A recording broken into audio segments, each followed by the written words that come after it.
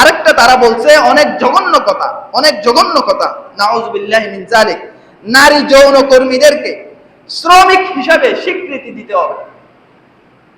নারী যৌন কর্মীদেরকে শ্রমিক হিসাবে স্বীকৃতি দিতে হবে। ইউরোপ আমেরিকাতে আছে নারী যৌন কর্মী, তারা শ্রমিক, তারাও সমাজে একটা মর্যাদা পায়, তারা শ্রমিক, তারা যৌন কর্মী হিসেবে মর্যাদা পায়। তাদের বিশাল বিশাল ইন্ডাস্ট্রি আছে, বিশাল, এরকম নিউ মার্কেটের চাইতে আরো হাজার হাজার বড় বড় ইন্ডাস্ট্রি আছে, শুধু যৌন কর্ম হয় ওখানে।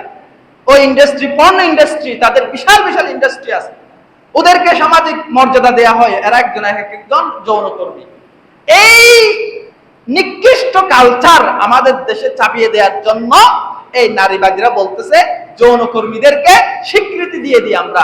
অলরেডি তো যৌনকর্মী আছে বাংলাদেশে, এমন একটা রিপোর্ট আসছে শুধু বাংলাদেশে এরকম লাইসেন্সধারী যৌনকর্মী আছে হাজার হাজার, লক্ষ লক্ষ লাইসেন্সধারী যৌনকর্মী আছে, কিন্তু তারা সামাজিক স্বীকৃতি পাচ্ছে না। কারণ এখানে মুসলিম সমাজ, মুসলমান, ইসলামে জানা এটাকে নিষিদ্ধ করা হয়েছে, পাশাপাশি যৌনকর্মী এটা হারাম, আপনি জানা করে টাকা কামাবেন, এটা হারাম, ইসলামে নিষিদ্ধ। এই জন্য আমাদের দেশে তাদেরকে খাটো ভাবে দেখা হয়, তাদেরকে নিম্ন হিসাবে দেখা হয়, তুচ্ছ হিসাবে দেখা হয়। তারা চাচ্ছে যৌনকর্মীদেরকে সম্মানের সাথে দেখা হোক, তারাও একজন শ্রমিক, তারাও একজন কর্মী। নাউযুবিল্লাহি মিন যালিক।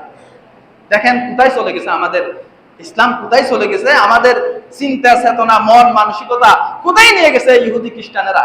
আমাদেরকে ইসলামী তাহজিব তামাদ্দুন থেকে বাহির করে শয়তানি তাহজিব তামাদ্দুনে তারা ঢুকাই দিতে চাচ্ছে। আমাদেরকে ইসলামের এত সুন্দর পারিবারিক এবং বন্ধন থেকে বাহির করে আমাদেরকে জানা ব্যভিচারের মধ্যে তারা প্রবেশ করাই দিতে চাচ্ছে। যৌনকর্মী যখন স্বীকৃতি পাবে তখন ওপেনলি প্রতিটি জায়গায় জায়গায় যৌনকর্ম একেবারে ওপেন চলবে, জানা এটা সরকারি ভাবে স্বীকৃত লাইসেন্সধারী হয়ে যাবে। এগুলো নারী নীতিমালা আমাদের দেশে ছাপিয়ে দিতে চাচ্ছে। আমরা মুসলমান শতকরা 90%, 95% মুসলমান, কখনো এগুলো আমরা মেনে নিব না। তারা যদি নারী নীতিমালা আইন পাস করে, আমরা আলেম ওলামারা একসাথে ঐক্যবদ্ধ হয়ে মুসলমান রাজপথে নেমে যাবে। কখনো এই দেশে খ্রিস্টানদের সেসব নারী নীতিমালা আমরা মেনে নিতে পারি না, পারবো না। এটা আমাদের ঈমানের সাথে ডাইরেক্ট সংঘর্ষ, এটা আমাদের পরবর্তী জেনারেশনকে ধ্বংস করার জন্য একেবারে ডাইরেক্ট ষড়যন্ত্র। এই জন্য আমাদেরকে এই ব্যাপারে সোচ্চার হতে হবে।